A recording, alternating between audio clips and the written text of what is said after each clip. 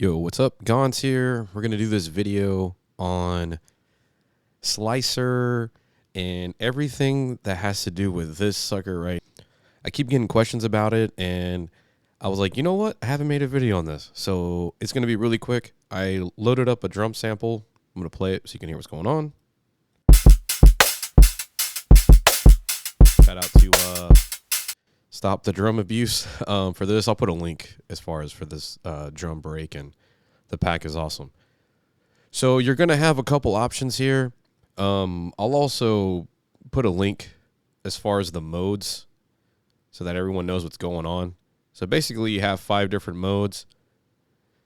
The default is the Find Samples mode. I'm going to move this out the way so we know what's going on. Find Samples, basically, it's going to kind of set where it thinks is best. So it'll try to find like transients, you know, these high-end endpoints here.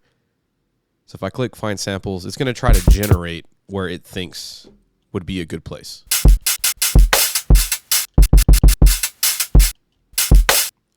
And you can keep making it try to do different ones. Select all. Again, if you want to delete all of them, select all, trash can, sample. This time it still kept it in that area, but sometimes it'll give you different results. So with set random, it'll randomly pick areas. So say you have a long sample and you're kind of unsure about it and you're like, man, I'm kind of bored. I want to try something out. Random will just it'll just randomize cue points, which is really helpful because it might help you find a certain part of the song that you had no idea, and you start hitting the pads and it kind of works that way. Serato DJ, if it's grayed out, what it does is if you had cue points in Serato DJ, it'll load them up on here. So typically that'll be something that's like a full song, and you'll have the cue points that you made in Serato DJ, they'll show up on here.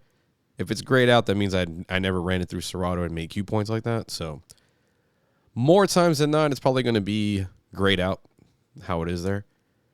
Set Slicer, this is the one that everyone gets confused on. So the most important thing with this is where you set the playhead. I was kind of messing up on this. I would go ahead and create a cue, and I felt like it was throwing me off. But what this mode does, it sets 16 cue points in a row with a specific length. So typically, let's say I did find sample, or I just made a cue.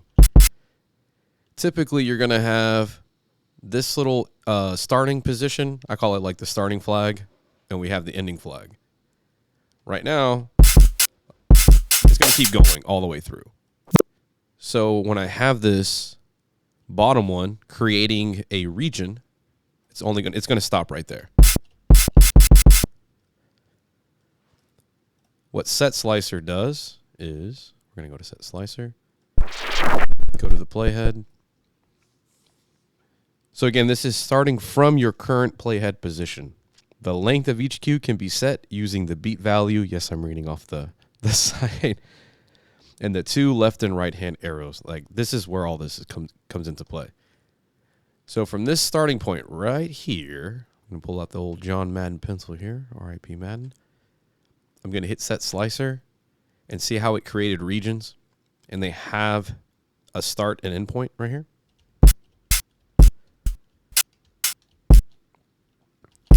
And you can adjust each one also. So if you're trying to get a better layout, you can do that. So right now I had them as an 1/8. As you can tell, it didn't cover everything. It made really small chops here. If I move this to 16, now they're really tight chops. If I move this arrow, you're changing the beat value here. See how the grid is getting wider and wider as far as more of the sample being utilized. So now each one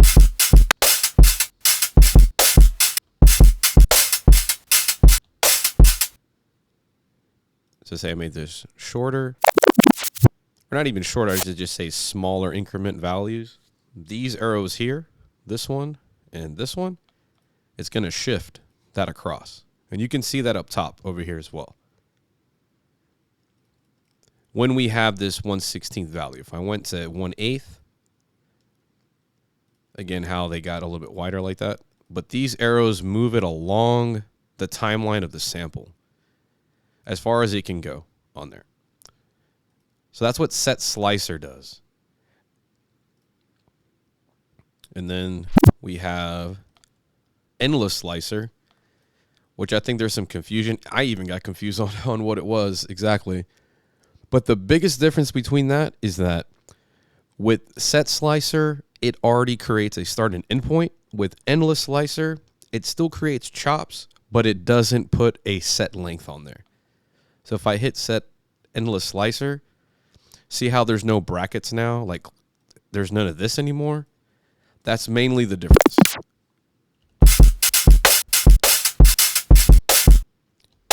And some people might want that.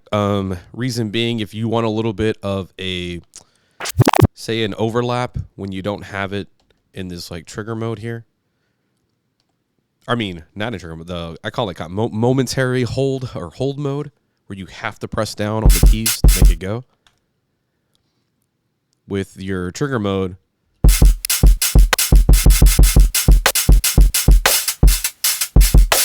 can kind of really fine tune how you're gonna do your chop.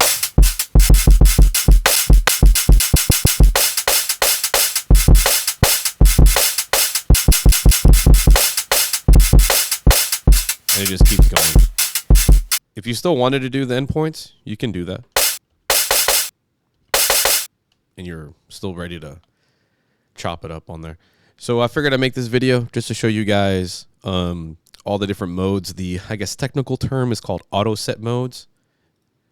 So again, if you had no idea about this and all you saw over here was find samples, little drop down menu right here, click on it and you find all these other modes here as well. So have fun chopping, my friends. Peace.